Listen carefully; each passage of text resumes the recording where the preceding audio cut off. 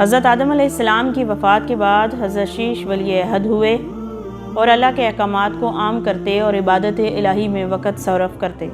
حضرت شیش علیہ السلام حضرت آدم علیہ السلام کے بعد اللہ کے احکامات کو لوگوں تک سناتے اور پہنچاتے، انہیں اللہ کی دعوت کی طرف بلاتے۔ روایات میں ہے حضرت شیش نے بنو قبیل میں بھی دعوت و تبلیغ کا کام کیا، جس سے چند لوگ ان میں سے احکام خداوندی کی پیروی کرنے والے تھے، اور بعد میں شیطان نے بنو قبیل کو پھر بہکا کر ان کو شہید کروا دیا، اور بعد میں اس کی بت پرستی کی ابتدا ہو گئی۔ حضرت شیش علیہ السلام 165 سال کی ہوئے تو آپ کے ہاں ایک بیٹا ہوا جس کا نام آپ نے انوش رکھا۔ حضرت انوش سے کینن سے مہلائل اور مہلائل سے یارد اور یارد سے حضرت اخنو پیدا ہوئے، جو حضرت آدم اور حضرت شیش کے بعد اللہ تعالیٰ کے تیسرے نبی تھے۔ سب سے پہلے جس شخص نے قلم سے لکھا وہ آپ ہی ہیں۔ کپڑے کے سینے اور سلے ہوئے کپڑے پہننے کی ابتدا حضرت ادریس علیہ السلام سے ہی ہوئی۔ حضرت اخنو علیہ السلام کا لقب ادریس یعنی درس دینے والا مشہور ہوا۔ اس سے پہلے لوگ جانوروں کی کھالیں پہنتے تھے۔ سب سے پہلے ہتھیار بنانے والے، ترازو اور پیمانہ قائم کرنے والے بھی حضرت ادریس علیہ السلام تھے۔ علم نجوم اور حساب میں نظر فرمانے والے بھی آپ ہی تھے۔ یہ سب آپ کے کام ہیں۔ آپ پر اللہ تعالیٰ نے 30 صحیفے نازل فرمائے۔ آپ اللہ تعالیٰ کی کتابوں کا بکثرت درس دیا کرتے تھے، اسی لیے آپ کا لقب ادریس ہو گیا۔ آپ کا یہ لقب اس قدر مشہور ہوا کہ آپ کا اصل نام لوگوں کو معلوم ہی نہیں کہ آپ کا اصل نام حضرت اخنو ہے۔ قرآن مجید میں آپ کا نام ادریس ہی ذکر کیا گیا ہے۔ آپ کو اللہ تعالیٰ نے آسمان پر اٹھا لیا۔ بخاری و مسلم کی حدیث میں ہے کہ حضور اکرم صلی اللہ علیہ وسلم نے شب معراج میں حضرت ادریس علیہ السلام کو چوتھے آسمان پر زندہ پایا۔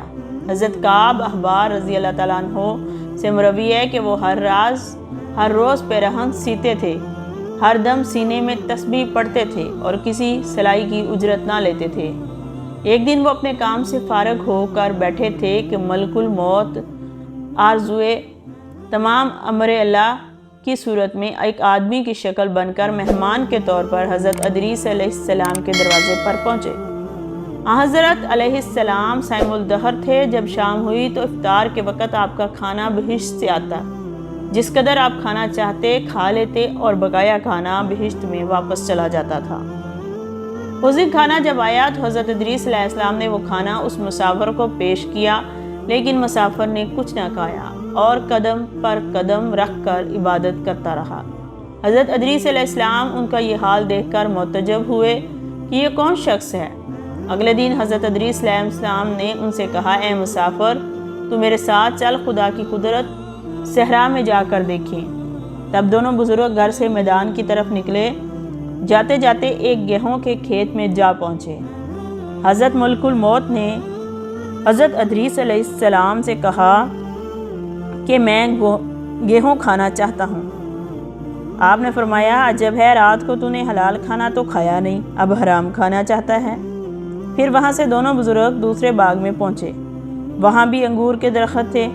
حضرت اسرائیل علیہ السلام نے کھانے کا قصد کیا تو حضرت ادریس علیہ السلام نے تصرف ملک میں غیر حرام کہہ کر انکار کر دیا۔ ایک بکری دیکھ کر اسرائیل نے کھانے کا ارادہ کیا۔ حضرت ادریس علیہ السلام نے کہا، بیگانی بکری کو ذبح کر کے کھانا ممنوع ہے۔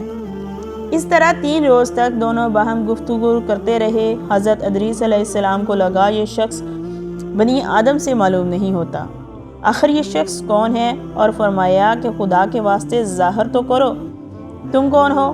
مسافر بولا، میں اسرائیل ہوں۔ حضرت ادریس علیہ السلام نے فرمایا، سب مخلوقات کی جان تم ہی قبض کرتے ہو۔ انہوں نے کہا، حضرت ادریس علیہ السلام نے فرمایا، تم شاید میری جان قبض کرنے آئے ہو۔ انہوں نے کہا، نہیں، میں تو تمہارے ساتھ خوش طبعی کرنے آیا ہوں۔ حضرت ادریس علیہ السلام نے کہا، 3 دن سے تو میرے ساتھ ہے، کیا اس عرصے میں نے تمہیں کسی کی جان قبض کرتے ہوئے نہیں دیکھا؟ وہ بولے، قالوا الحالبین کا ہمارے لیے کسی کی جان قبض کرنا ایسا ہی ہے جیسے تمہارے 2 ہاتھوں کے نیچے روٹی ہے، یعنی جس اجل آتی ہے، جس کا حکم آتا ہے ہم ہاتھ بڑھا کر اس کی جان قبض کر لیتے ہیں۔ حضرت ادریس علیہ السلام نے کہا میں چاہتا ہوں میں تیرے ساتھ رشتہ برادری کروں۔ حضرت ادریس علیہ السلام نے فرمایا میں تجھ سے رشتہ برادری کروں گا، لیکن ایک بار موت کا مزہ چکھنا چاہتا ہوں، کیسا ہوتا ہے؟ تم میری روح قبض کر کے دکھاؤ۔ ملک الموت نے اس حکم کی تعمیل کی اور روح قبض کر کے اسی وقت آپ کی طرف لوٹا دی۔ آپ کو زندہ ہو گئے۔ پھر آپ نے فرمایا مجھے جہنم دکھاؤ تاکہ خوف الہی کی یاد تازہ ہو۔ چنانچہ یہ بھی کیا گیا۔ جہنم کو دیکھ کر آپ نے داروغہ جہنم سے سوال کیا، دروازہ کھولو، میں اس دروازے سے گزرنا چاہتا ہوں۔ چنانچہ ایسا ہی کیا گیا۔ آپ اس پر سے گزرے۔ پھر آپ نے ملک الموت سے فرمایا مجھے جنت دکھاؤ۔ وہ آپ کو جنت میں لے گئے۔ آپ دروازہ کھلوا کر جنت میں داخل ہوئے۔ تھوڑی دیر انتظار کے بعد ملک الموت نے کہا اب آپ اپنے مقام پر تشریف لے جائیں۔ آپ نے فرمایا اب میں یہاں سے کہیں نہیں جانے والا۔ اللہ نے فرمایا ہے کلُّ نفس ذائقۃ الموت، تو موت کا مزہ میں نے چکھ ہی لیا ہے۔ اللہ نے کہا ہے ہر شخص کو جہنم میں سے گزرنا ہوگا اور وہ بھی میں گزر چکا ہوں۔ اب میں جنت میں پہنچ گیا ہوں۔ جنت میں پہنچنے والوں کے لیے خداوند قدس نے فرمایا کہ وہ جنت میں داخل ہونے والے ہوں گے تو وہ جنت سے باہر نہیں نکالے جائیں گے۔ اب مجھے جنت سے جلنے کے لیے نہ کہنا۔